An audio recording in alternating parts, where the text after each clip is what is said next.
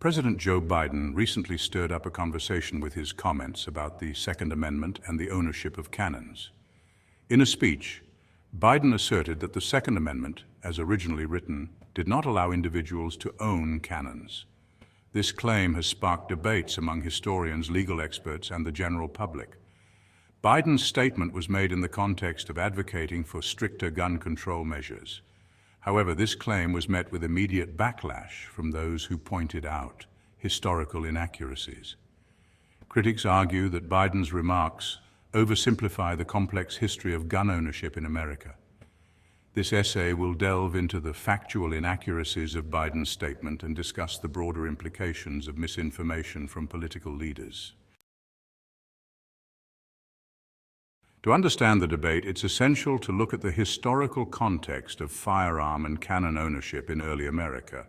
The Second Amendment, ratified in 1791, states, "A well-regulated militia being necessary to the security of a free state, the right of the people to keep and bear arms shall not be infringed."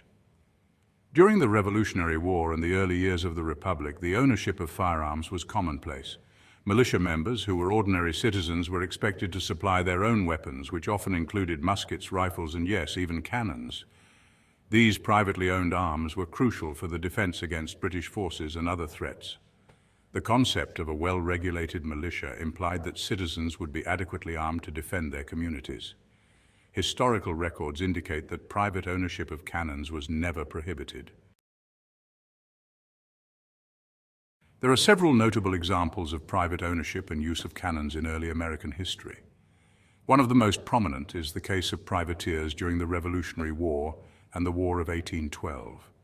These private ships were armed with cannons, and their owners were granted letters of marque and reprisal by the Continental Congress, allowing them to attack British vessels.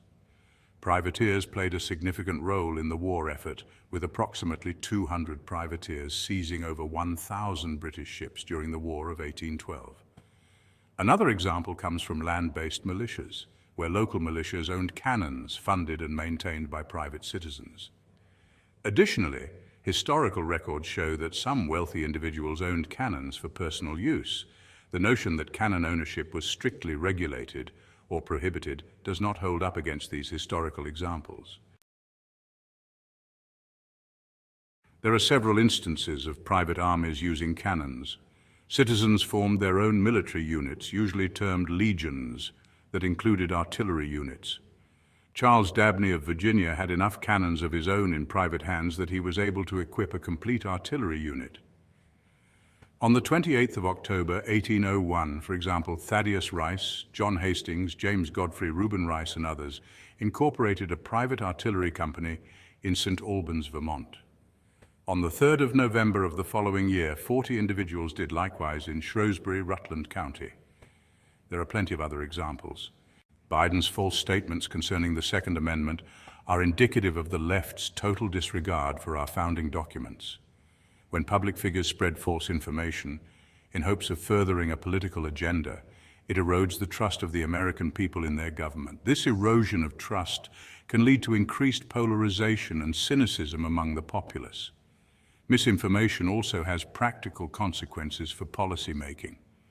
Policies based on incorrect information are likely to be ineffective or counterproductive. Furthermore, misinformation can exacerbate conflicts and divisions within society. Addressing misinformation requires a concerted effort from both leaders and the public. In conclusion, President Biden's recent comments about the Second Amendment and cannons highlight the left's ignorance of history and further exacerbate the political divide. While his intention is to advocate for unconstitutional gun control, the historical inaccuracies in his argument undermine his position and are contrary to the founders' intent.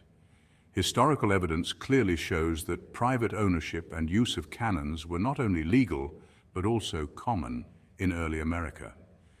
The fact is that the Second Amendment does not limit the types of weapons that can be owned by private citizens. The Constitution and the Second Amendment limits the power of the government to pass laws concerning the right of the people to keep and bear arms. No government at any level has the power to enact any law that restricts or regulates the private ownership of weapons of any type. Yes, that includes military weapons that can be used in war or to overthrow a tyrannical government. The founders expected the citizens to be as well armed as the government, if not better armed. Keep your head down and your powder dry.